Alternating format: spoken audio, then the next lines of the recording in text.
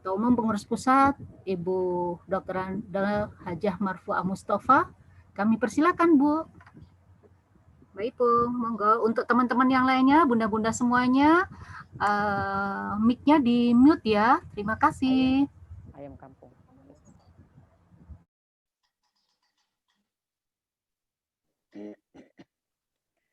Bismillahirrahmanirrahim. Assalamualaikum warahmatullahi wabarakatuh. Alhamdulillahirabbil alamin. Wa bihi nasta'in wa ala umurid dunya waddin. Wassalatu wassalamu ala asrofil anbiya'i wal mursalin. Wa ala alihi wa ashabi ajmain. Raditu billahi robba wa bil islami dina wa bi muhammadin nabiyya wa rasula. Rabbi shrahli sadri wa yassirli amri wahlul 'uqdatam min lisani yafqahu qawli. Alhamdulillahirabbil alamin, puji syukur kita panjatkan kehadirat Allah Subhanahu wa taala yang senantiasa memberikan kita nikmat yang tiada bisa kita ukur, bisa kita hitung, nikmat yang sangat banyak ya. Ketika kita sehat, kita bisa menikmati sehat kita. Ketika kita sedang kurang sehat, kita pun menikmati nikmat yang di Allah berikan, nikmat sakit itu. Karena sehat dan sakit itu adalah juga karunia Allah. Dengan kita kurang sehat ya, mungkin kita jadi betah di rumah ya, jadi nggak kemana-mana. Ini juga satu nikmat yang harus kita syukuri juga.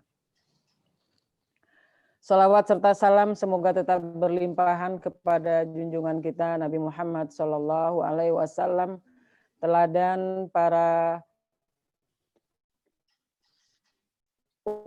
umatnya, teladan pribadi yang luar biasa.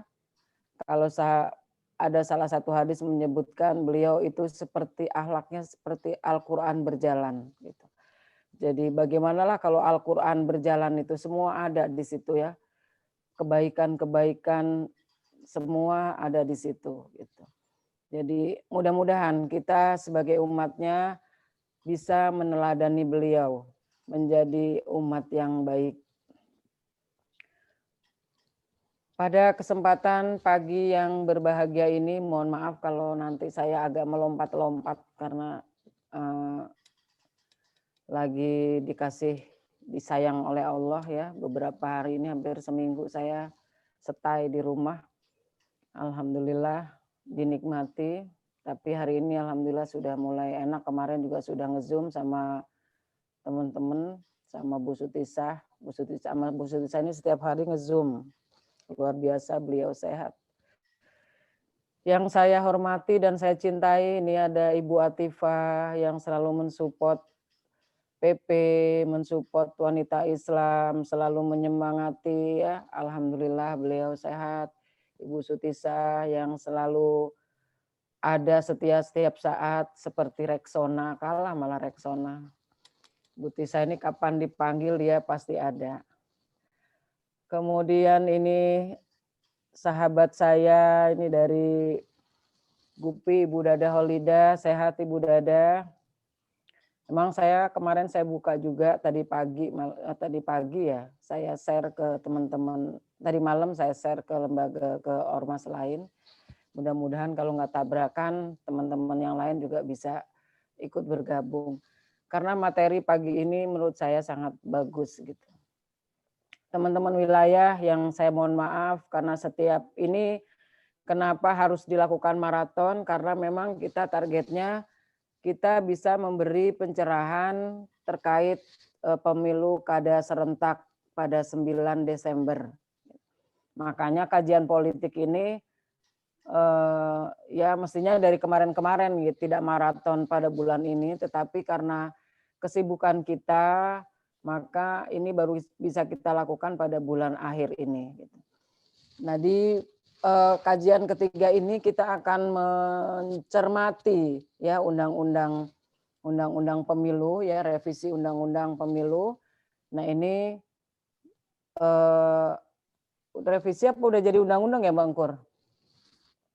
Ini juga menjadi keprihatinan kita. Nah ini lagi ada teman-teman yang melakukan JR ke MK terkait dengan ambang batas dan lain sebagainya yang dianggap terlalu memberatkan, sehingga nanti ketika ini diterapkan ambang batasnya terlalu besar, maka seperti kemarin calon presiden untuk pemilu ya, untuk pilpresnya hanya 2 orang, hanya 2 calon, 2 kandidat, dua pasangan.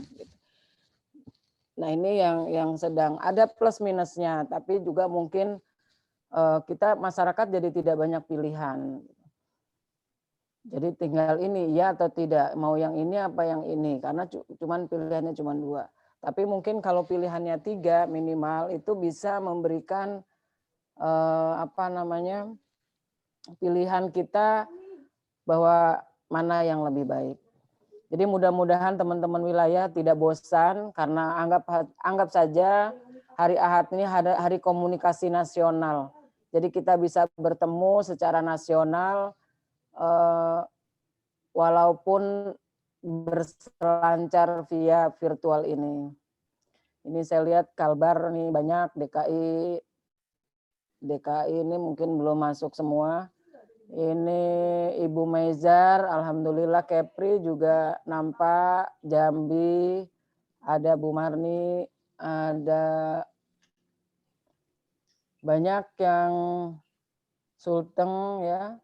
Sulteng sudah ada yang mewakili. Paling tidak ada semua perwakilan pada hari ini, karena memang hari Ahad sebenarnya mungkin hari keluarga, tapi nggak apa-apa, sekali-sekali keluarganya diajak diskusi tentang politik ya, biar tahu bahwa politik itu bukan sesuatu yang harus kita hindari. Kalaupun politik itu kotor sekarang menurut kita, itu bukan politiknya yang kotor, karena politik itu seperti di kajian pertama kita adalah siasah, cara kita bagaimana kita atau mengatur strategi, dan itu sah-sah saja di dalam agama pun boleh, malah kita harus bersiasat. Para sahabat banyak yang dia menjadi ahli strategi ya, ada strategi perang, ada strategi pemerintahan. Itu pada zaman Rasul banyak sahabat-sahabat yang punya kemampuan itu. Jadi tidak kotor. Kemudian ketika sampai sekarang ini kita melihat bahwa kajian itu politik itu kotor karena banyak politik uang. Itu karena menurut saya banyaknya orang-orang baik yang tidak mau terlibat di politik. Nah, ini yang harus kita wanita Islam sebagai ormas yang di dalamnya mempunyai bidang hukum dan politik, tentu saja harus ikut bersama-sama memberi pencerahan kepada masyarakat bagaimana berpolitik yang baik, berpolitik yang tidak menyalahi aturan, berpolitik yang dibenarkan secara akhlak dan akidah Islam ya. Jadi kalau di fikih kan ada memang ya tentang siasah itu. Tetapi tidak hanya politik, tidak hanya baik secara fikih, tetapi Islam itu mengajarkan 3 aspek ini tidak bisa dipisahkan ya. Akidah, syariah, dan akhlak ini adalah menjadi satu kesatuan yang utuh ketika dia muncul di permukaan. Dia muncul sebagai public figure. Harus utuh ada pada pribadi seorang itu. Seorang politikus dia harus baik secara akidahnya, secara fikih dia harus tahu aturan mainnya, dan secara akhlak dia harus menampilkan sosok yang akan dibawakan itu sesuai dengan yang Allah dan Rasul-Nya contohkan. Maka itu yang wanita Islam tidak boleh adalah melakukan berpolitik praktis ketika dia menjadi ketua umum. Ya, dia tidak boleh sebagai anggota DPR kalau dia misalnya, atau dia legislatif, atau dia sebagai ketua parpol, dia tidak boleh. Nah ini makanya perlu kita mengetahui aturan main kita juga gitu. Kita punya anggaran dasar dan anggaran rumah tangga itu yang harus kita pedomani sebagai aturan main organisasi. Ketika akan munas misalnya, kita harus membuka itu. SC harus melihat apa sih yang nggak nabrak gitu ya. Aturan main terkait musyawarah misalnya apa yang harus kita baca. Nah, mungkin ada baiknya juga ini juga masalah aturan main. Jadi ada kajian di majelis taklimnya juga mungkin sekali-sekali ada kajian tentang pedoman dasar dan pedoman dasar kita dan anggaran rumah tangga. Lebih bagus lagi juga berangkat dari hitoh perjuangan kita. Jadi hitoh perjuangan wanita Islam itu Bu yang kita sebut dengan Pancadharma itu menurut saya luar biasa sekali gitu. Update sekali walaupun itu dibuat pada tahun 60-an atau mungkin 62 ya, itu ide-ide besarnya pada saat itu, pada pendirian wanita Islam. Tapi sampai saat ini itu masih cukup sesuai gitu dengan zaman sekarang gitu. Dari poin 1, poin 2, poin 3 ya, bahwa pertama memang kita harus senantiasa dimanapun kita berada, kita harus menjadi abdi Allah, itu yang pertama. Mau kita masuk politik, mau kita jadi birokratik, mau kita jadi masyarakat, mau kita menjadi anggota apa saja, maka yang harus kita mulai kita kedepankan, kita yakini bahwa kita sebagai hamba Allah. Ketika kita menjadi hamba Allah, kita harus pertama kita harus mengingat bahwa tidak ada yang lebih besar di dunia ini kecuali Allah. Ketika kita sudah punya kesepakatan itu dalam diri kita, berazam seperti itu dalam diri kita, maka kita tidak bisa menukarkan apapun keyakinan kita, akidah kita itu dengan hal-hal yang sifatnya duniawi. Misalnya, kamu harus melakukan ini kalau kamu mau naik jabatan, misalnya ya. Kamu harus ngomong begini, memusuhi umat Islam dan sebagainya. Karena kita yakin itu bertentangan dengan nilai yang kita anut, maka kita tidak mau. Gitu. Nah ini yang harus kita yakini dulu bahwa kita harus seperti itu sikap kita. Kemudian kita juga menjadi penyeimbang di dalam kehidupan, bahwa dunia dan akhirat harus seimbang. Itu kan terusannya dari tadi. Kita sebagai hamba Allah, khalifah di atas muka bumi ini, harus bisa menyeimbangkan antara dunia dan akhirat. Bagaimana menyeimbangkan dunia dan akhirat? Ketika kita berbuat baik, itu untuk siapa? Ya untuk akhirat. Gitu. Tidak ada gunanya kita melakukan sesuatu apapun di dunia ini, tetapi tidak bernilai akhirat. Itu akan sia-sia. Jadi ketika kita melakukan sesuatu yang bernilai akhirat, insya Allah dunianya akan terbawa. Gitu.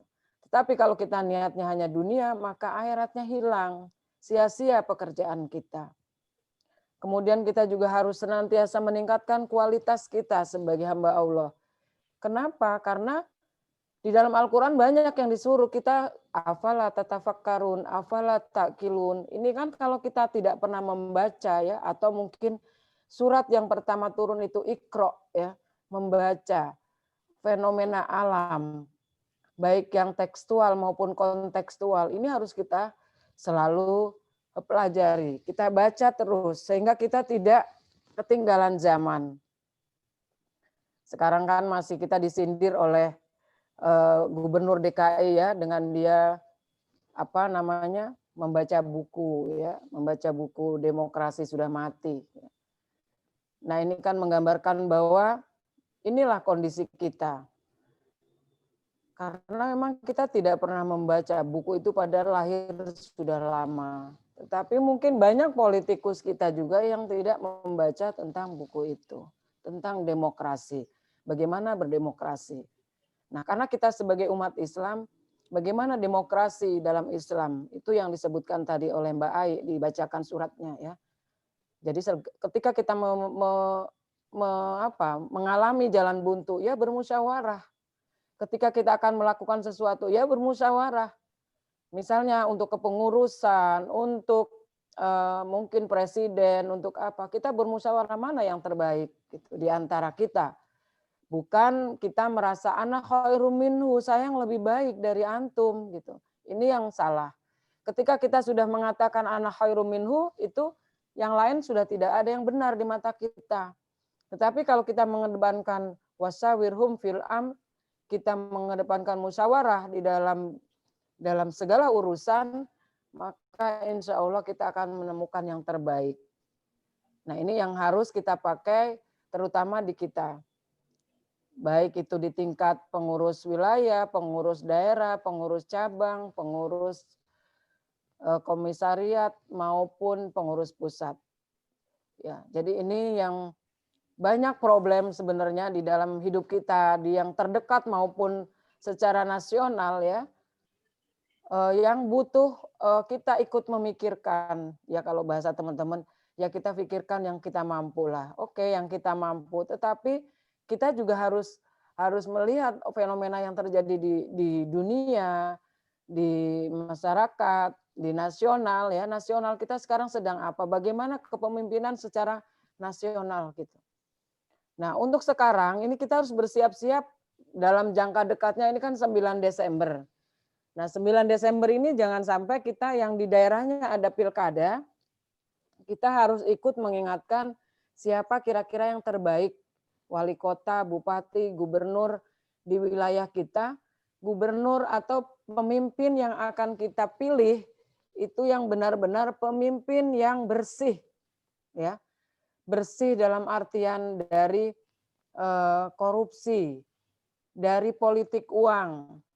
Jadi banyak pemimpin daerah yang begitu naik baru setahun tiba-tiba sudah OTT. Ya, kalau kemarin baru-baru ini kita dengar Menteri Kelautan ya, walau alam kalau itu settingan atau apa, tapi paling tidak publik dikejutkan dengan hal-hal yang seperti itu.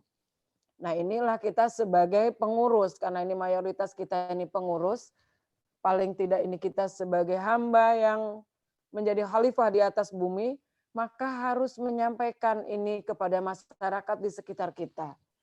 Kalau orang melihat ini dia baik kok Bu, dia nggak suka ngasih uang. Atau dia baik kemarin dia ngasih mukena. Atau dia baik dia ngasih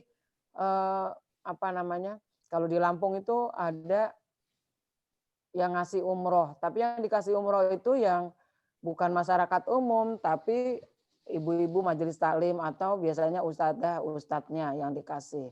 Atau ulama-ulamanya. Nah ini kan menurut saya itu politik uang juga gitu. Dalam bentuk yang lain. Gitu. Nah ini kita harus berani. Karena apa? Ketika kita sudah menerima itu, kita sudah hutang budi. Ya, sudah tidak berani lagi menyampaikan kebaikan. Atau mungkin paling tidak kita menilai kebaikan itu karena dia punya uang. Kita menilai dia baik itu karena dia memberi orang, wah saya kan harus berterima kasih dong kepada beliau karena dia sudah ngumrohin saya gitu. Tapi kita melihat dia baik adalah dia memang baik secara kepemimpinan, baik secara integritas dirinya, ya. Integritas dirinya adalah kepada Allah dan kepada masyarakat, punya tanggung jawab, ini yang penting. Dia tidak punya apa-apa, kalau dia punya integritas ini harus kita dukung ibu-ibu. Persoalan uang, dia nggak punya uang, nggak bisa ngasih kita, itu nggak ada masalah sebenarnya kalau dia punya integritas. Karena yang akan dikelola itu bukan uang nenek moyangnya. Kalau yang dikelola itu uang nenek moyangnya, dia harus punya uang sendiri yang tadi dikatakan, dia harus punya uang, punya modal. Tapi yang dikelola ini adalah aset negara. Dalam hal ini mungkin daerah, provinsi, ya, atau kota. Ini kan aset negara yang semua sudah ada di situnya. Ada PAD-nya, berapa pendapatan per kapita di situ. Disitulah dituntut kemampuan pemimpin yang dia bisa mengelola. Kalau dia hanya punya uang tapi dia tidak punya kemampuan manajerial, ya tadi yang terjadi, baru setahun sudah diciduk, 2 tahun diciduk, dan lain sebagainya. Kalau nggak gitu nanti kasus dengan perempuan. Ini yang sangat miris ya, yang kita harus ikut sama-sama sebagai wanita Islam, kumpulan orang-orang yang punya simpati kepada masyarakat, berempati kepada masyarakat terhadap hal-hal yang buruk yang sudah terjadi di masyarakat kita. Nah, mungkin nanti bersama kita ya, nanti akan hadir Ibu Husnul Mariah yang sudah tidak perlu kita ragukan lagi bagaimana kiprahnya di di dunia politik ya. Selain beliau pernah mengampu sebagai ketua KPU, juga beliau adalah dosen ilmu politik di Universitas Indonesia yang sudah tidak diragukan lagi. Dan nanti ada sudah bergabung nih Mbak Ratna Dewi, ini komisioner pengawas pemilu, Bawaslu.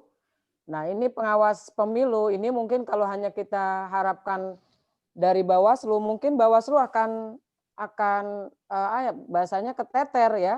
Tidak mungkin Bawaslu bisa mengawasi semua sudut-sudut yang Indonesia ini begitu sangat luas gitu, atau di daerah-daerah gitu. Maka perlu peran serta kita bersama-sama gitu dengan para Bawaslu, para pemimpin-pemimpin yang lain, ormas yang lain untuk sama-sama mengamankan pemilu ini menjadi pemilu yang pilkada serentak ini menjadi pilkada yang bersih ya, tanpa politik uang. Ini yang harus kita hindari. Tidak ada artinya 200, 500, 1 juta ketika nasib kita tergadaikan selama 5 tahun. 1 juta aja kalau dibagi 5 tahun berapa ya tiap tahunnya, tiap bulannya, tiap harinya? Sangat kecil sekali gitu. Apalagi kalau cuma 200 atau 50 ribu gitu. Sangat naif sekali harga diri kita dibeli dengan senilai itu gitu. 1 juta aja nggak ada artinya gitu. Nah, ini mari kita persiapkan diri kita jangan acuh terhadap politik, tapi kita juga harus peduli terhadap politik ya. Maka untuk Indonesia yang adil, makmur ya, adil, makmur, beradab, tentu saja Indonesia harus punya pemimpin-pemimpin yang luar biasa, yang punya kafabel, yang punya integritas terhadap umat ya, terhadap bangsa. Maka Indonesia akan tidak bisa keluar dari keterpurukannya jika Indonesia tidak mempunyai pemimpin-pemimpin yang kafabel, tentu saja dari jajaran pusat sampai ke daerah. Karena kita ini kan terdiri dari pengurus pusat ya, presiden, gubernur, bupati, wali kota, camat, lurah, RT, RW, inilah. Dan tidak kalah pentingnya adalah peran ormas. Maka kita sebagai ormas wanita Islam, tentu saja di sana ada label Islam yang harus kita sandang. Maka kita mengajak bersama-sama ormas lain untuk ikut bersama-sama mengamankan pilkada ini dari politik praktis, politik uang ya, yang sama-sama kita hindari. Itu mungkin ibu-ibu sekalian, terima kasih untuk partisipasinya, untuk keseluruhannya, untuk narasumber ya, kepada Bu Husnul Mariah, ini senior dan guru politik saya. Terima kasih sudah mau bergabung bersama wanita Islam, malah beliau itu nantangin sebenarnya. Hayo, kapan kita mau mengkaji ini gitu. Mengkaji per item per apa beliau siap gitu. Tapi karena kita kemarin juga belum bisa mengikuti arahan beliau, maka paling tidak hari ini kita berharap beliau bisa menyampaikan titik kritis dari Undang-Undang Pemilu 2024 ini yang akan menjadi pegangan besar perpolitikan di Indonesia. Kemudian Mbak Dewi, ini juga kader terbaik kita dari Sulawesi Tengah yang mewakili kita di Bawaslu. Mudah-mudahan terus sehat, berkarya, dan beliau juga banyak menolong teman-teman kita yang ikut kontestan di Bawaslu. maupun di KPU, beliau juga ikut membantu. Mudah-mudahan ini juga menjadi amal baik dan menjadi kita bersinergi dari pusat dan daerah. Demikian, terima kasih atas kehadirannya. Semoga ini menjadi ajang kajian politik kita dalam rangka amar ma'ruf nahi mungkar, membuat politik di Indonesia menjadi politik yang baik, yang santun, yang sesuai dengan keinginan kita. Terima kasih, ini Mbak Isni baru gabung dari Ponorogo, alhamdulillah. Demikian, Allah musta'an, nasru minallah wa fathun qarib, billahi taufiq wal hidayah, wassalamualaikum warahmatullahi wabarakatuh. Ini keringat saya berderai. Waalaikumsalam warahmatullahi wabarakatuh. Terima kasih Bu Ketum, Masya Allah. Semoga semangatnya beliau itu nular ke kita ya.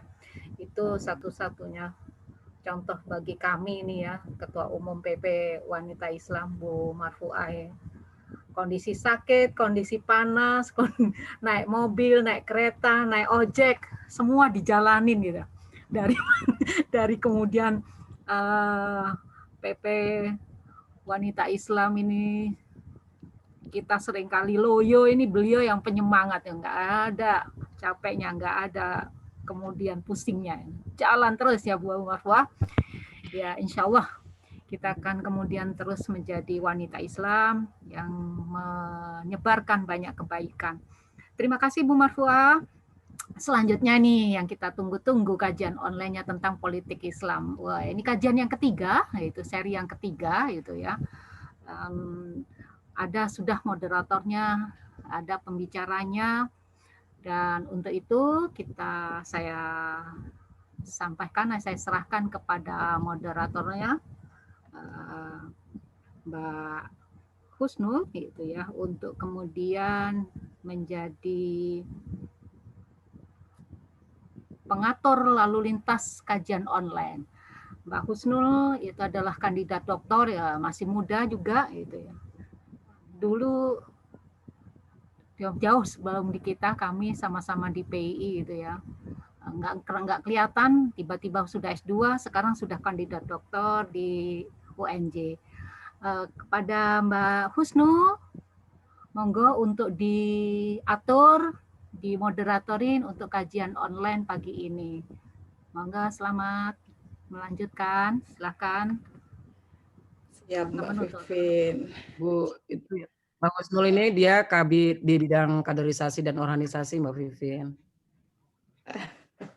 Dia masih tercatat, jadi rapatnya virtual terus dari Kaltim. Sekarang dia dosen di Kaltim. Udah jadi ASN. Makasih Bu Ketua. Bergabung Mbak Ratna, sebentar saya sapa Mbak Ratna, sehat selalu. Kemarin sempat ngerasain COVID juga ya. Alhamdulillah sudah sehat, bisa bergabung. Ini juga aktivis wanita Islam dari Sulawesi Tengah yang meluncur menguasai ibu kota ini. Luar biasa. Selamat Mbak sudah mau bergabung bersama kita. Waalaikumsalam warahmatullahi wabarakatuh. Waalaikumsalam warahmatullahi wabarakatuh. Ya silakan Mbak Husnul. Oke, saya ambil alih ya. Kalau di prajurit misalnya saya ambil alih, siap gerak. Enggak, sekarang kita sama-sama ibu-ibu wanita Islam. Assalamualaikum warahmatullahi wabarakatuh. Assalamualaikum warahmatullahi wabarakatuh. Alhamdulillah, alhamdulillahirabbil alamin. Assalatu wassalamu ala asrofil anbiya'i wal mursalin sayyidina wa maulana Muhammadin wa ala alihi washabihi ajmain, amma ba'du. Yang saya hormati Bu Ketua PP Wanita Islam dan rekan-rekan pengurus PP Wanita Islam dan seluruh ibu-ibu wanita Islam yang ada di Indonesia. Yang saya hormati juga Ibu Dewi Peta Lolo ini. Ini saya belum pernah bersapa Ria sama ibunya. Saya perkenalkan pembicara kita pada hari ini. Ada Ibu Ratna Dewi Peta Lolo, kelahiran di Palu 10 Juni 1967. Kemudian kantornya di Bawaslu di Jalan MH Tamrin. Terus riwayat pendidikannya tadi sudah disampaikan sama Ibu Ketua. Beliau program doktor di Universitas Hasanuddin Makassar. Terus pekerjaannya dosen di Fakultas Universitas Tadulako, anggota Bawaslu periode 2017-2022. Organisasinya pernah berkecimpung di Divisi Pendampingan dan Women Child Trauma Center, Sulawesi Tengah, Ketua Lembaga Perlindungan Anak Sulawesi Tengah, dan Ketua Bidang Hukum dan HAM Badan Kerja Organisasi Wanita Sulawesi Tengah, dan Wakil Ketua Pengurus Pusat Wanita Islam. Nah, karena beliau sudah hadir di tengah-tengah kita dan kayaknya sudah sangat siap untuk menyampaikan apa sih sebenarnya UU pemilu ini, RUU sebenarnya kalau saya ngecek di websitenya DPRD ini pada tahapannya harmonisasi, tapi saya nggak tahu draftnya mana gitu, nggak sempet terdetek gitu.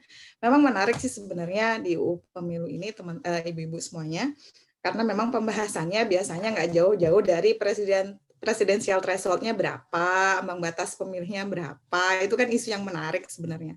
Terus kemudian ada juga ini mau diserentakin apa enggak sih, gimana nanti 2024 masa jabatan yang dari sekarang ke tahun 2024 itu gimana gitu. Biasanya kan ini lagi diributin oleh para politikus biasanya, setuju atau enggak setuju di pembahasannya gitu ya.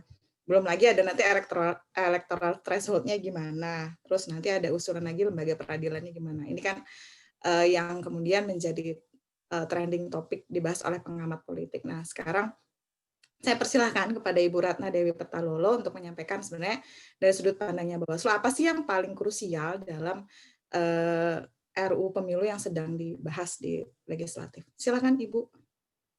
Ya, terima kasih Mbak Husnul atas waktu yang diberikan. Bismillahirrahmanirrahim. Assalamualaikum warahmatullahi wabarakatuh. Waalaikumsalam warahmatullahi wabarakatuh. Oh ya, mohon maaf Bu, sekitar 30 menit dan nanti ada Ibu Husnul Marihdo. Ya. Silakan. Alhamdulillahirabbil alamin, wassalatu wassalamu ala asrafil anbiya'i wal mursalin sayyidina Muhammadin wa ala alihi wa ashabi ajmain, amma ba'du. Raditu billahi rabba wa bil islami dina wa bi Muhammadin nabiyya wa rasulah, rabbi zidni ilman warzuqni fahman. Yang saya hormati, saya cintai dan saya banggakan Bunda Ketua Umum Pengurus Pusat Wanita Islam, Bunda Marfu'ah Mustafa, semoga selalu dalam lindungan Allah Subhanahu wa taala, senantiasa sehat menjalankan aktivitas membesarkan organisasi wanita Islam. Terima kasih undangannya Bunda pada pagi hari ini. Senang bisa bersilaturahmi lagi dengan keluarga besar wanita Islam seluruh Indonesia. Yang saya cintai dan saya banggakan seluruh pengurus pusat wanita Islam, pengurus wilayah yang sudah bergabung di webinar kita pada pagi hari ini, merupakan kegiatan yang rutin dilaksanakan oleh pengurus pusat wanita Islam, kajian politik Islam online seri ketiga, yang pada hari ini mengambil tema Undang-Undang Pemilu. Dan menjadi sangat menarik karena memang di tengah-tengah pelaksanaan Pilkada serentak tahun 2020 dan kemudian usulan perubahan rancangan undang-undang merubah beberapa hal penting terkait dengan pemilu 2019, tentu menjadi tanggung jawab kita bersama untuk melakukan diskusi, membedah sejak awal, dan tentu outputnya nanti bisa memberikan beberapa rekomendasi penting untuk sebuah proses demokrasi yang lebih baik tentunya untuk Indonesia yang kita cintai. Ibu-ibu yang saya cintai dan saya banggakan, sebagai informasi berkaitan dengan pelaksanaan pemilihan kepala daerah yang sedang berlangsung pada saat ini, Indonesia sedang menggelar pemilihan kepala daerah di 270 daerah, dan dari 270 daerah yang menggelar pemilihan ini ada 25 daerah yang melaksanakan pemilihan dengan calon tunggal. Nah, nanti kita juga akan lihat pengaturan di rancangan undang-undang ternyata kebolehan untuk calon tunggal ini bukan hanya nanti akan bersentuhan dengan pemilihan kepala daerah, tetapi ada usulan juga pelaksanaan pilpres nanti juga bisa dilaksanakan dengan calon tunggal.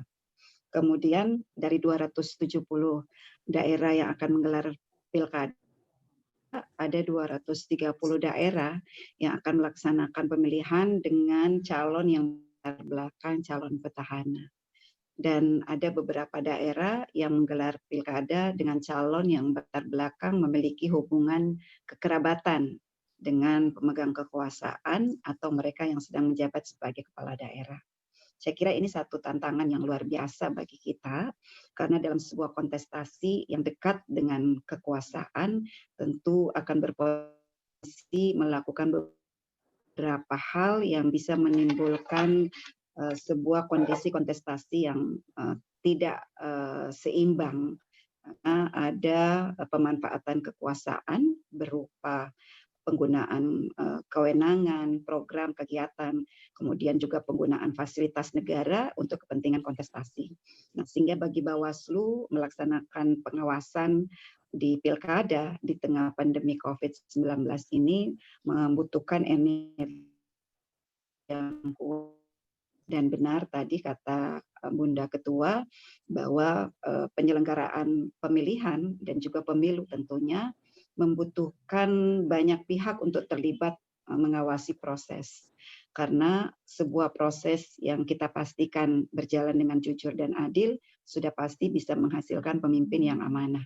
Tetapi proses pemilihan yang berlangsung dengan tidak jujur dan adil tentu dikhawatirkan melahirkan pemimpin yang tidak amanah. Dan faktanya sampai hari ini berdasarkan hasil pengawasan dan yang ke pilkada selalu mengalami tren kenaikan yang cukup tinggi. Nah, ini memperlihatkan kepada kita bahwa tingkat kesadaran hukum baik itu peserta ya, kemudian juga oknum penyelenggara dan pemilih itu sendiri masih sangat rendah, sehingga butuh pendidikan politik yang baik, kemudian pembentukan akhlak yang baik, sehingga kita bisa mewujudkan sebuah pemilu yang berkualitas, baik dari sisi proses maupun hasil. Nah, terkait dengan diskusi kita pagi hari ini, izin saya share materi. Sebentar.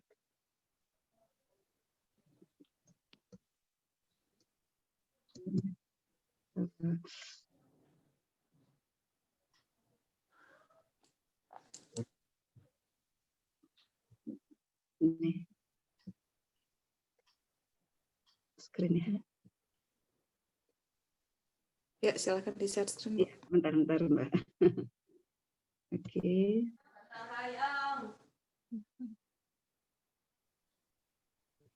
Nampakkah? Nampak, Dinda? Sudah kelihatan, Ibu. Oke, iya. Cuman kayaknya perlu di slideshow deh, Bu, biar agak lebih besar. Bentar. Ya. Bisa? Ya, sudah, oke. Ya. Secara mendalam terkait beberapa hal, tentu sebentar ada yang lebih berkompeten untuk menjelaskan. Ada Ibu Unda Husnul Maria dalam pendekatan kajian politik untuk akan lebih pas ya menjelaskan beberapa hal. Saya akan menyampaikan hal-hal terkait langsung dengan lembaga Badan Pengawas Pemilu yang secara eksplisit dalam Undang-Undang Dasar 1945 Pasal 22E ayat 5 menyatakan bahwa penyelenggaraan pemilu dilaksanakan oleh suatu komisi pemilihan umum yang bersifat nasional dan mandiri. Dan dalam putusan Mahkamah Konstitusi, Komisi Pemilihan Umum yang dimaksudkan pula itu adalah Badan Pengawas Pemilu yang dalam desain Undang-Undang 7 tahun 2017 ditambahkan juga dengan Dewan Kehormatan Penyelenggara Pemilu. Jadi ini 3 institusi yang diberi amanah untuk melaksanakan pemilu di Indonesia, termasuk pemilihan kepala daerah. Ini rancangan undang-undang pemilu tertanggal 14 Juli tahun 2020. Benar tadi kata Mbak Husnul, kita sulit memang mencari jejak ini rancangan undang-undang pemilu ini yang sekarang sedang dibahas itu rancangan undang-undang pemilu yang mana sebenarnya, ya. Tetapi saya menggunakan rancangan undang-undang pemilu tertanggal 14 Juli tahun 2020. Nah, berdasarkan rancangan undang-undang ini, kalau kita lihat ada 6 buku di dalam rancangan undang-undang ini, ada 26 bab dan 741 pasal. Jadi cukup tebal undang-undangnya. Buku ke-1 itu biasa dalam sebuah undang-undang akan diawali dengan ketentuan umum. Jadi penjelasan tentang definisi dari konsep-konsep yang digunakan di dalam undang-undang pemilu yang rencananya akan kita gunakan nanti pada undang pemilu yang akan datang. Kemudian buku kedua itu mengatur tentang penyelenggara pemilu, ya, terdiri dari 2 bab dan 170 pasal. Kemudian buku ketiga mengatur tentang penyelenggaraan pemilu, ya, tentang asas prinsip tentu, kemudian sistem pemilu, penetapan daerah pemilihan. Nah, itu semuanya diatur di buku ketiga. Kemudian buku keempat mengatur tentang pelanggaran pemilu, buku kelima tentang sanksi, dan buku keenam tentang ketentuan lain, ya, sampai dengan ketentuan penutup dan pengaturan tentang perpindahan sebuah kondisi dari aturan yang lama ke aturan yang baru. Nah, ini tentu untuk memberikan sebuah kepastian hukum di dalam proses penyelenggaraan pemilu di Indonesia. Di dalam rancangan undang-undang pemilu ini, ya, didesain konsep penyelenggaraannya. Pertama, terkait dengan pemilu nasional diselenggarakan 2 tahun setelah pemilu daerah, yaitu pemilihan presiden dan wakil presiden, kemudian pemilihan anggota DPR dan pemilihan anggota DPD. Nah, ini satu konsep yang sudah diatur berdasarkan putusan Mahkamah Konstitusi, tidak memisahkan antara pemilihan presiden dan wakil presiden, pemilihan anggota DPR dan pemilihan anggota DPD. Kemudian untuk pemilu daerah diselenggarakan 3 tahun setelah pemilu nasional untuk pemilihan gubernur dan wakil gubernur, pemilihan bupati dan wakil bupati dan wakil wali kota, pemilihan anggota DPRD provinsi dan pemilihan anggota DPRD kabupaten kota.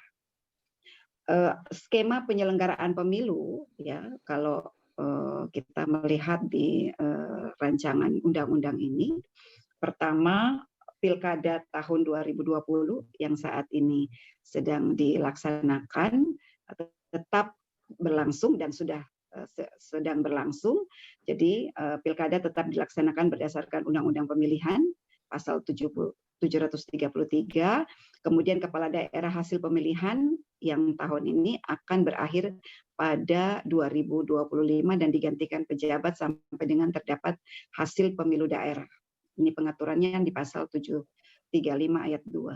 Kemudian untuk pilkada 2022, pilkada tetap diselenggarakan berdasarkan Undang-Undang Pemilihan, kemudian pemilihan kepala daerah hasil pemilihan tahun 2017, kemudian kepala daerah terpilih akan berakhir jabatannya sampai dengan terdapat hasil pemilu daerah. Kemudian untuk pilkada 2023, pilkada tetap diselenggarakan berdasarkan Undang-Undang Pemilihan, kemudian pemilihan kepala daerah hasil pemilihan tahun 2018, kepala daerah terpilih akan berakhir jabatannya sampai dengan terdapat hasil pemilihan daerah. Kemudian pemilu serentak tahun 2024 dilaksanakan berdasarkan Undang-Undang 7 tahun 2017, namun terkait dengan sistem pemilu, alokasi kursi dapil dan PT, ya, parliamentary threshold, mengacu pada Undang-Undang Pemilu yang baru. Nah, anggota DPRD hasil pemilu serentak 2024 akan berakhir masa jabatannya sampai terpilih anggota DPRD baru pada pemilu daerah tahun 2027. Nah, pemilu daerah 2027, kepala daerah serta anggota DPRD hasil pemilihan 2027 akan berakhir masa jabatannya sampai dengan terpilihnya kepala daerah dan anggota DPRD hasil pemilu daerah tahun 2032. Selanjutnya pemilu daerah diselenggarakan 5 tahun sekali. Nah, demikian skemanya sampai nanti pemilu nasional tahun 2029. Ya, saya kira sebentar Bu Husnul pasti akan membedah lebih mendalam tentang skema penyelenggaraan pemilu kita. Ada 4 hal baru yang kami temukan karena ini sudah melalui sebuah pembedahan di internal Bawaslu terkait dengan pengaturan baru dalam rancangan undang-undang pemilu. Pertama, terjadi perubahan sistem pemilu yang sebelumnya di Undang-Undang 7 tahun 2017 kita menggunakan sistem proporsional terbuka. Di pengaturan rancangan undang-undang pemilu akan diterapkan sistem proporsional tertutup. Kemudian perubahan terhadap jumlah alokasi kursi per dapil, perubahan ambang batas PT untuk pemilih pemilu, dan kemudian pengaturan baru tentang pilpres dengan 1 pasangan calon. Berkaitan dengan sistem proporsional tertutup, memang sudah banyak usulan yang diajukan, termasuk ketika promosi guru besar, Profesor Dr. Valina Singka juga mengusulkan perubahan sistem pemilu kita dari proporsional terbuka menjadi proporsional tertutup, dengan argumentasi bahwa sistem proporsional terbuka ini salah satu penyebab tingginya angka politik uang pada penyelenggaraan pemilu di Indonesia. Dan dalam fakta berdasarkan hasil pengawasan yang dilakukan oleh Bawaslu dan hasil kajian penanganan pelanggaran dengan sistem proporsional terbuka ini, memang persaingan antar pasangan calon itu kemudian membuka ruang untuk melakukan proses transaksional jual beli suara untuk mendapatkan suara terbanyak pada pemilu tahun 2019. Dan bahkan berdasarkan hasil penanganan pelanggaran Bawaslu, beberapa calon anggota DPRD provinsi terutama itu kemudian dilaporkan dan dilakukan penanganan pelanggaran tindak pidana pemilihan sampai pada putusan inkrah terbukti melakukan politik uang dan diberikan sanksi pembatalan sebagai calon. Dan saya kira ini salah satu, mungkin ini menjadi salah satu cara yang cukup efektif untuk bisa mengurangi potensi pelanggaran politik uang yang sampai hari ini memang masih menjadi pelanggaran yang tertinggi dalam pelaksanaan pemilu di Indonesia. Nah, sehingga ada upaya secara konstitusional, ada upaya hukum yang dilakukan melalui perubahan regulasi untuk mengurangi potensi politik uang. Kemudian berkaitan dengan jumlah alokasi kursi per dapil yang sebelumnya untuk anggota DPR dan DPRD itu adalah 3 sampai yang untuk anggota DPR dan DPRD sekarang menjadi 3 sampai 8 kursi, yang sebelumnya 3 sampai 10 kursi untuk DPR dan 3 sampai 12 kursi untuk DPRD. Kemudian perubahan parliamentary threshold ya dari ambang batas 7 menjadi ambang batas 7%. Nah, ini tadi yang disampaikan juga oleh Bunda Ketua, ini tentu punya konsekuensi nanti untuk pembatasan jumlah partai politik yang nanti akan terjadi di dalam pemilu tahun 2022, pemilu berikutnya setelah tahun 2024 tentunya. Kemudian dimungkinkan penyelenggaraan pilpres dengan 1 pasangan calon dengan pilihan setuju atau tidak setuju. Nah, ini seperti apa yang pernah terjadi pada waktu kita menggunakan model pilihan setuju atau tidak setuju ketika akan melepaskan Timur Timur dari Indonesia. Saya kira ini perlu diskusi yang secara mendalam. Apakah memang kita sudah layak dan pantas untuk menerapkan ini. Nah, terkait dengan kelembagaan Bawaslu, ada 5 hal yang ingin saya sampaikan, pengaturan baru dalam rencana undang-undang. Bawaslu dan Bawaslu Bawaslu Provinsi diberi kewenangan melakukan audit dana kampanye. Selama ini dalam pengaturan Undang-Undang Pemilu maupun Undang-Undang Pilkada, audit dana kampanye ini ya dalam bentuk laporan penggunaan dana kampanye, laporan akhir dana kampanye hanya bersifat formal saja, artinya berdasarkan laporan dana kampanye yang disampaikan, tetapi tidak melakukan sebuah pengkajian, pemeriksaan secara material menghubungkan dengan beberapa aktivitas yang secara real dilakukan oleh peserta pemilu atau oleh pasangan calon di dalam kegiatan pemilihan kepala daerah misalnya, sehingga kekhawatiran kita ya banyak penggunaan dana kampanye yang kemudian tidak bisa terdeteksi secara baik dan ini bisa berpotensi menimbulkan suatu kondisi yang tidak kita inginkan dalam penyelenggaraan pemerintahan, di mana mungkin saja banyak uang yang sudah digunakan untuk kampanye kemudian tidak tercantumkan di laporan dana kampanye. Kemudian berkaitan dengan penanganan tindak pidana di dalam rancangan undang-undang ini tidak diatur hukum acaranya seperti apa, sebagaimana yang diatur di dalam rancangan di dalam Undang-Undang Pemilu tahun 2017, penanganan pelanggaran tindak pidana itu dilakukan oleh Bawaslu, Polisi, dan Jaksa yang kita kenal dengan Sentra Gakumdu. Nah, di dalam rancangan undang-undang ini desain ke depannya ini belum terbaca, apakah ingin menjadikan Bawaslu sebagai mahkamah pemilu, sebagai lembaga peradilan pemilu, atau ada konsep lain yang ingin dibuat di dalam rancangan undang-undang pemilu ini. Memang banyak problematika yang kita temukan di dalam penanganan pelanggaran tindak pidana pemilihan bersama dengan polisi jaksa di Sentra Gakumdu. Seringkali beberapa kasus yang dilakukan pembahasan bersama itu tidak bisa diteruskan dalam proses penyidikan karena ada perbedaan persepsi, perbedaan penafsiran tentang ketentuan undang-undang, terutama terkait dengan keterpenuhan unsur-unsur pelanggaran tindak pidana. Termasuk beberapa kasus yang tidak bisa kami proses dalam proses penanganan pelanggaran, beberapa kasus terkait dengan politik uang misalnya.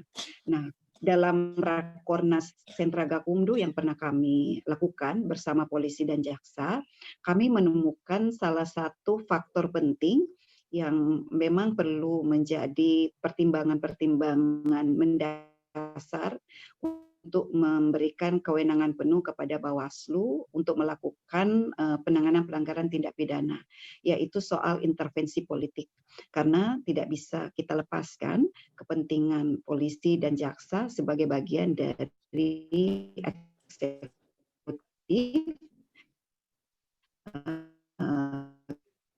karena dalam sebuah kontestasi menghadirkan incumbent-nya itu juga menjadi hal yang mengganggu di dalam proses penanganan pelanggaran tindak pidana pemilihan. Sehingga diskusi-diskusi untuk kemudian mencari bentuk lain yang lebih ideal berkaitan dengan penanganan pelanggaran tindak pidana yang tidak dilakukan bersama dengan polisi jaksa ini juga terus dilakukan. Nah, mungkin inilah salah satu penyebab kenapa kemudian di dalam rancangan undang-undang pemilu ini penanganan pelanggaran tindak pidana berkaitan dengan acaranya disebutkan secara eksplisit pengaturan tentang keberadaan dari Sentra Gakumdu. Nah, sehingga menurut kami Gakumdu di dalam undang-undang pemilihan ini sudah coba untuk dihilangkan untuk mencari bentuk lain di dalam proses penanganan pelanggaran.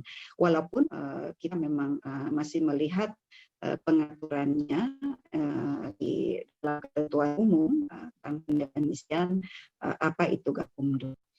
Kemudian yang cukup menggembirakan bagi kami Bawaslu itu ada penguatan kewenangan untuk penanganan pelanggaran administrasi, di mana ada penguatan terkait dengan sanksi administrasi yang sebelumnya hanya bisa dikenakan kepada KPU.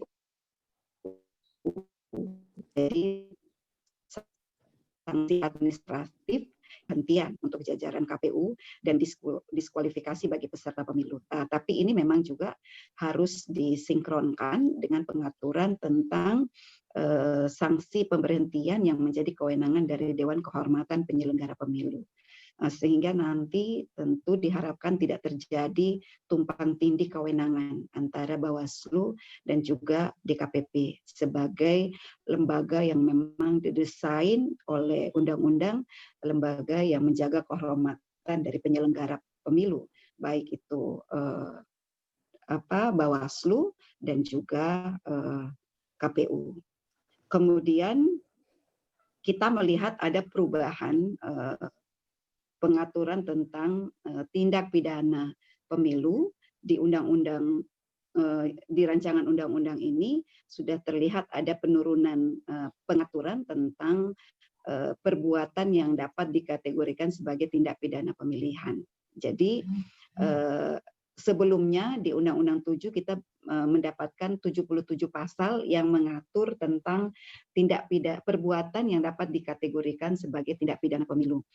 Dari pemilu 2014 kemudian ke pemilu 2019 kita melihat tren pengaturan pasal tentang perbuatan tindak pidana ini mengalami kenaikan. Sehingga kami menilai bahwa political will yang ingin diatur atau politik hukum maksud saya, pendekatan politik hukum di dalam Undang-Undang Pemilu tahun 2017 ini adalah politik hukum kriminalisasi, karena hampir semua perbuatan itu kemudian dikategorikan sebagai perbuatan pidana. Sedangkan pendekatan penyelesaian lewat administrasi ini masih lebih sedikit dibandingkan dengan tindak pidana. Sehingga kami memang melakukan diskusi dengan beberapa pihak terkait, baik itu perguruan tinggi maupun pemantau pemilu, untuk dilakukan dekriminalisasi terhadap pemilu.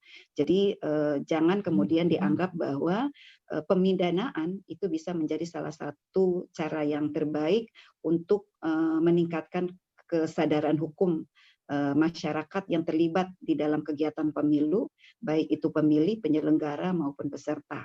Karena ternyata berdasarkan data yang dimiliki oleh Bawaslu, semakin banyak pengaturan tentang pasal tindak pidana pemilihan, semakin tinggi juga pelanggaran terhadap pelanggaran tindak pidana pemilu, maksud saya.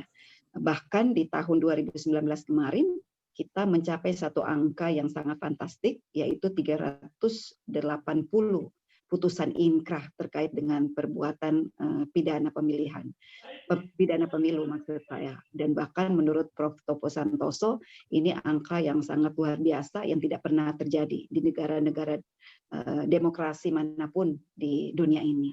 Dan itu hanya terjadi di Indonesia.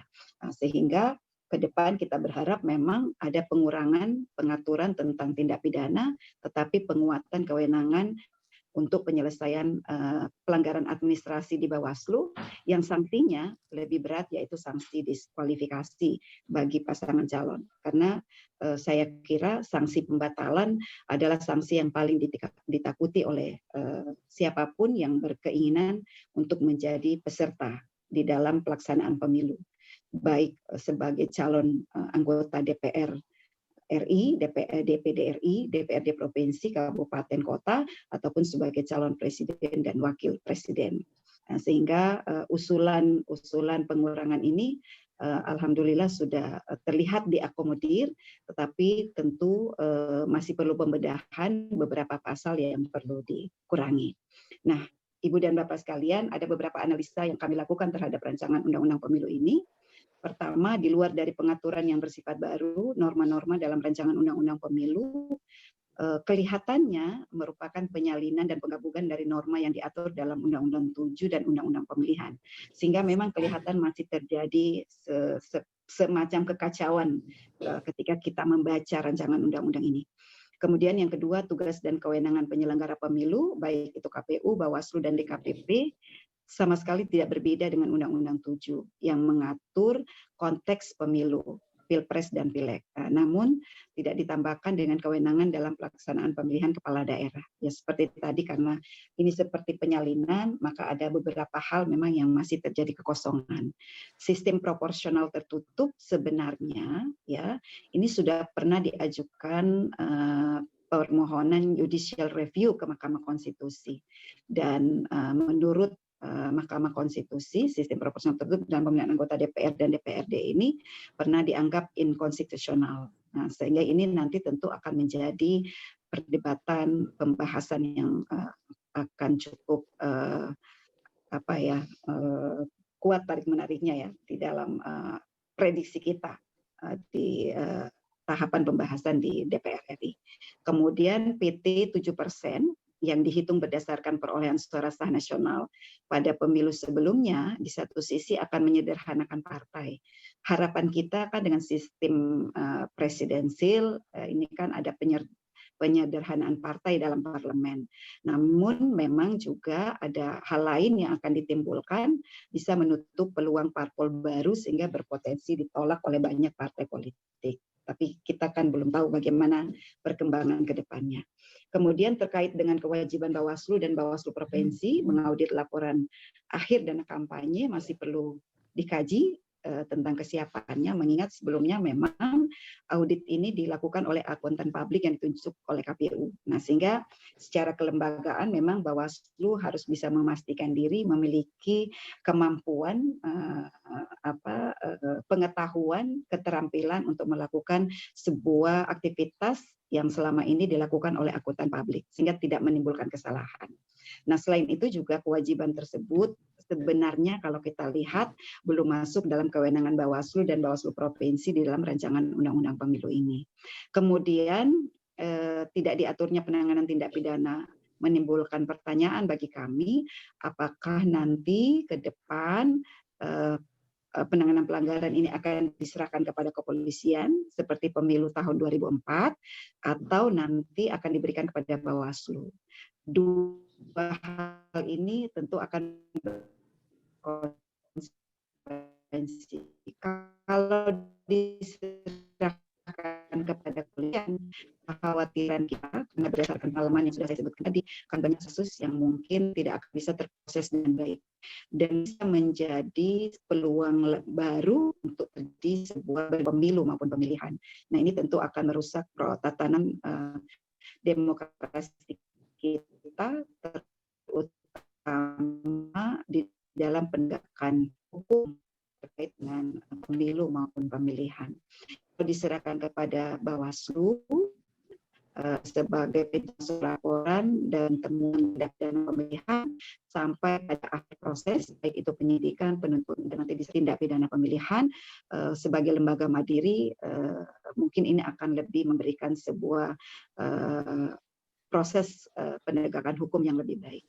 Kemudian Bawaslu diberikan wewenang menyelesaikan pelanggaran administrasi pemilu, namun memang berkaitan dengan tata cara pemberian sanksi administrasi, menurut rancangan Undang-Undang Pemilu ini akan diatur dengan peraturan DKPP dan peraturan KPU. Nah, ini kan tentu satu pengaturan yang tidak lazim di dalam mengatur tugas, fungsi, dan kewenangan. Ya, karena tentunya ketika kewenangan ini diberikan, kewenangan atributif ini diberikan kepada Bawaslu, harusnya secara teknis pengaturannya harus diberikan kepada peraturan Bawaslu yang menjadi lembaga yang mengetahui persis apa yang menjadi kekuatan kelembagaan dan bagaimana mendesain tata cara dan mekanisme untuk bisa memberikan kepastian hukum di dalam penegakan hukum administrasi pemilihan. Kemudian baik berkaitan dengan batas waktu penanganan pelanggaran yang masih tetap mengacu pada 14 hari kerja, menurut Bawaslu ini perlu didiskusikan kembali karena proses pembuktian dengan menggunakan 14 hari ini tentu masih sangat singkat jika dibandingkan dengan penanganan pelanggaran tindak pidana umum. Memang kita ketahui pemilu ini berbatas waktu, ada awal dan ada akhir, sehingga memang harus ada pembatasan spesies dalam pengaturan waktu. Nah, ini memang butuh dukungan dari banyak karena dalam kendala teknis di dalam penanganan yang memiliki keterbatasan akses transportasi dan komunikasi, banyak kasus yang kemudian dari peristiwa itu faktanya terjadi di lapangan, tentu ini akan menimbulkan ketidakadilan dan bisa menjadi potensi konflik dalam pelaksanaan pemilu maupun pemilihan. Kemudian putusan Bawaslu sampai dengan Bawaslu Kabupaten Kota atas pelaksanaan pelanggaran administrasi ini perlu kita evaluasi karena banyak rekomendasi Bawaslu yang kemudian tidak ditindaklanjuti oleh KPU. Nah, kewenangan eksekusi putusan Bawaslu kepada KPU ini juga perlu dievaluasi. Apakah ini bisa dipertahankan? Kalau kita pertahankan tentu perlu desain yang lebih baik bagaimana eksekusi dari rekomendasi ini bisa dilakukan oleh KPU. Kemudian personil kepolisian dan kejaksaan dalam Gakumdu, meskipun dalam Undang-Undang 7 itu sudah dinyatakan dibebas tugaskan dari instansi asal, agar fokus dalam penanganan tindak pidana pemilihan, dalam prakteknya belum bisa dilaksanakan. Nah, perlu desain yang baru, kalaupun Gakumdu ini tetap dipertahankan, mungkin bisa mengikuti konsep yang ada di KPK. Atau mencontoh beberapa konsep lain yang lebih ideal. Dan kita berharap seperti yang saya sebutkan tadi, tindak pidana pemilu ke depan nanti tidak terlalu banyak sehingga tidak terjadi yang namanya overkriminalisasi. Saya kira ini beberapa hal yang bisa saya sampaikan, Mbak Husnul, mudah-mudahan bisa bermanfaat sebagai pembuka diskusi kita pada hari ini. Terima kasih. Wassalamualaikum warahmatullahi wabarakatuh. Waalaikumsalam warahmatullahi wabarakatuh. Masya Allah, luar biasa sekali nih materinya. Saya yang melihat RUU yang tahun 2017 aja beberapa halaman tuh kayaknya udah mau mental-mental, sekarang ditambahin Ibu menjelaskan kayaknya semakin, oh ternyata esensinya tuh ini gitu. Beberapa poin pentingnya memang akan banyak hal yang mengacu pada perubahan-perubahan. Tapi beberapa hal sih menarik nih bagus untuk dicermati ketika bentuknya tindak pidana, misalkan mau diarahkan bagaimana penyelesaian perkaranya atau penguatan terhadap teman-teman yang ada di Bawaslu dan mungkin yang secara independen membantu penyelenggaraan pemilu. Tapi kemudian ada juga nih pertanyaan yang menggelitik saya akhirnya. Kalau kemudian nih potensi, kan biasanya kalau dari 25 daerah ini kan kalau calonnya cuma satu, berarti kan potensinya ketemunya sama kota kosong. Nah ini kira-kira gimana nih potensi kota kosong dan apakah mungkin gitu, maksudnya dari sisi kalau misalkan sampai ini juga dirujuk ke kemudian pemilihan presiden juga boleh calon tunggal dan kemudian perangnya lagi sama kota kosong nih gimana ininya Bu, demokrasi kita akhirnya gitu loh, sudah dibahas panjang-panjang ternyata oh boleh calon tunggal gitu.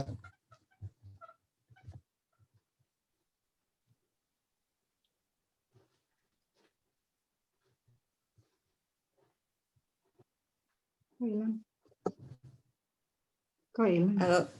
Kayaknya Bu Ratna ini bandwidth-nya lagi low. Iya. Halo Mbak. Tanya jawab aja kali Mbak Husnul sambil nunggu. Iya, ini langsung mau ditanya jawab. Suara saya masih kedengaran ya Mbak Husnul?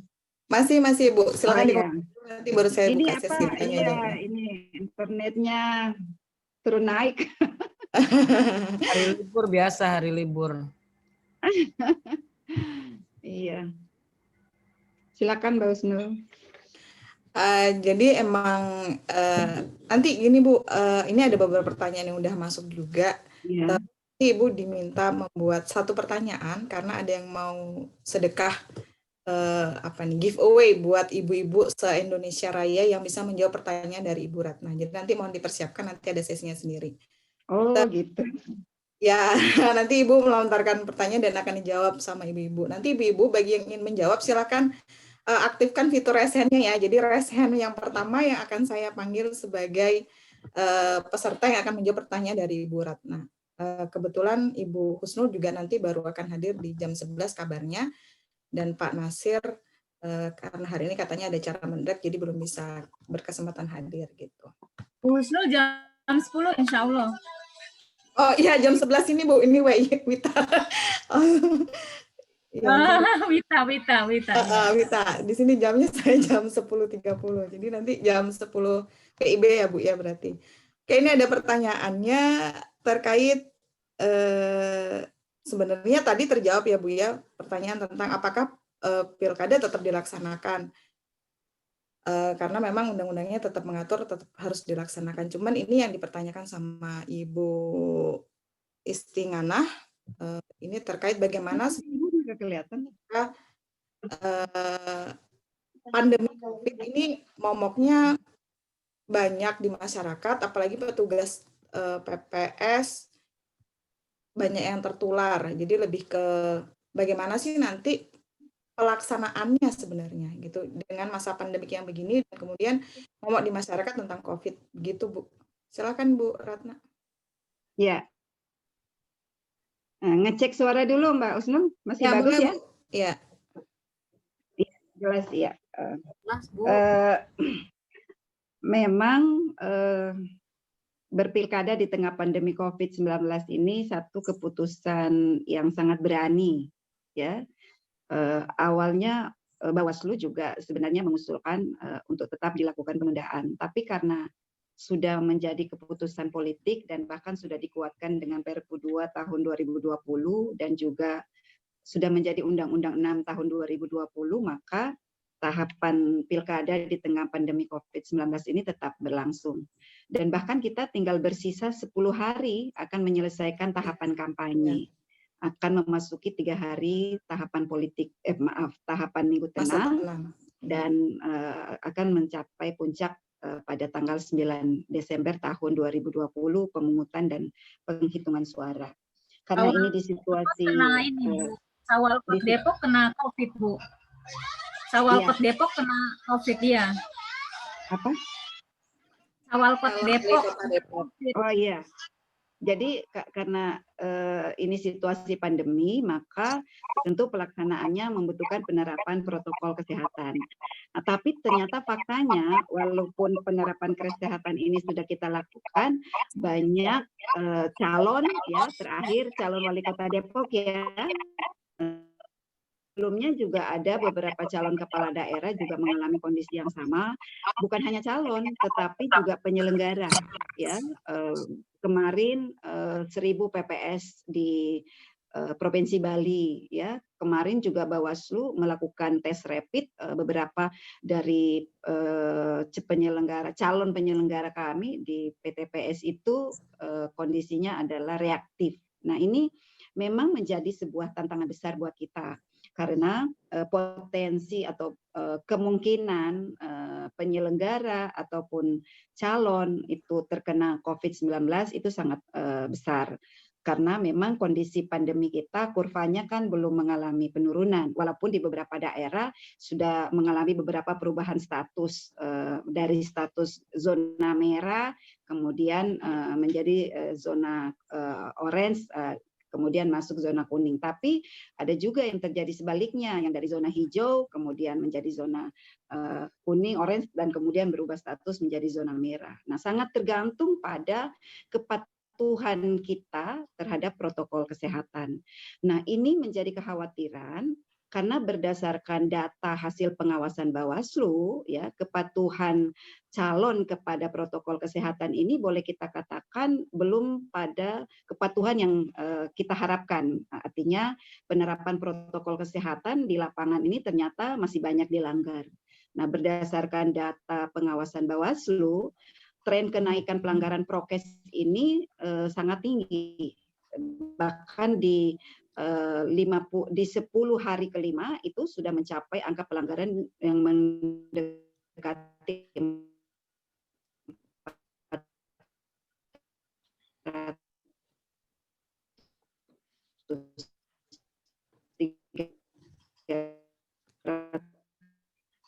95 pertemuan terbatas dan tatap muka.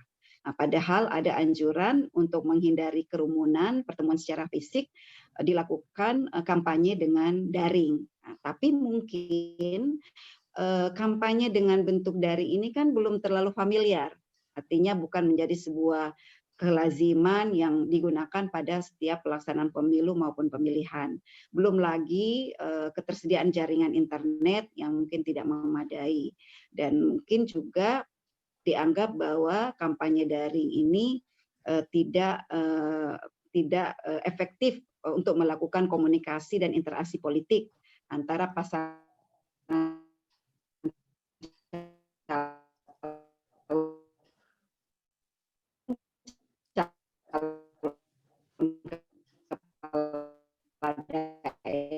daerah dengan pemilih untuk berkampanye 2020, bagaimana melakukan pencegahan, pengawasan, penanganan pelanggaran dengan protokol kesehatan. Kemudian KPU juga sudah mengeluarkan PKPU 13 tahun 2020, yaitu bagaimana melaksanakan tahapan pemilihan di tengah pandemi COVID-19. Bahkan desain nanti TPS dalam melaksanakan tahapan pemungutan dan penghitungan suara juga dengan pendekatan protokol kesehatan. Bahkan sudah 4 kali dilakukan simulasi bagaimana melaksanakan pemungutan suara dengan protokol kesehatan. Tapi memang ada konsekuensi yang terjadi. Akan banyak menggunakan waktu.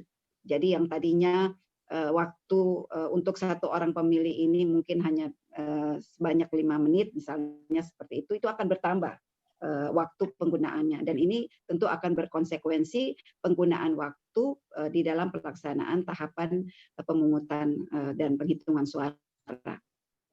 Nah, tentu hal ini tidak hanya menjadi tanggung jawab dari penyelenggara, tetapi juga pemilih yang nanti akan menggunakan hak pilih juga tentu diharapkan memberikan kontribusi yang baik agar kita bisa sama-sama melaksanakan pilkada dengan tetap menjamin keselamatan dan kesehatan bagi kita semua. Nah, ini yang tentu menjadi tantangan buat kita. Pilkada tetap berjalan sesuai dengan aturan regulasi yang sudah kami keluarkan dengan penerapan protokol kesehatan, tapi efektivitas penerapannya tentu akan sangat didukung oleh kepatuhan hukum semua pihak, penyelenggara, kemudian pemilih, dan juga para calon. Saya kira itu, Mbak Nurul. Mbak Terima kasih. Ya, emang banyak ini susah nyebut nama. Selamat bergabung Mbak Husnul Maria, Bunda. Ya, saya juga mengucapkan selamat datang Ibu Husnul Maria. Silakan sudah bergabung di tengah-tengah kita.